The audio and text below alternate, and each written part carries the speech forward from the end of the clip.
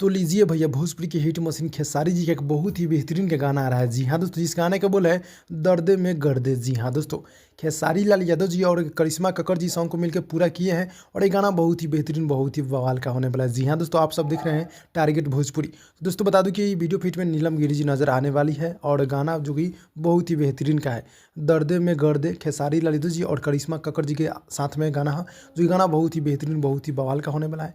और वही गीत को लिखे बड़े भैया अजय बच्चन जी और म्यूजिक है आर्या शर्मा जी का।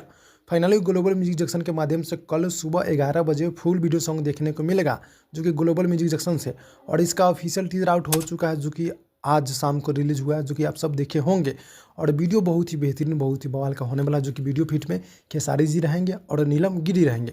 और गाना बहुत ही बेहतरीन बहुत ही बिग बजट का यह होने वाला है, जो कि कल सुबह 11 बजे आप लोग देखिएगा। क्योंकि मतलब ठंडा की वजह से टाइमिंग 11 बजे किया गया है, नहीं तो गर्मी के दिन रहता तो सुबह 6 बजे ये गाना रिलीज हो जाता था। लेकिन अभी तो ठंडा का समय, इसलिए मतलब 11 बजे गाना रिलीज होगा, आप लोग देखिएगा। तो अगर आप लोग को वीडियो अच्छा लगा तो वीडियो को लाइक कर दीजिएगा, अपने चैनल को सब्सक्राइब कर दीजिएगा। मिलता है अगली वीडियो में, तब तक के लिए धन्यवाद दोस्तों।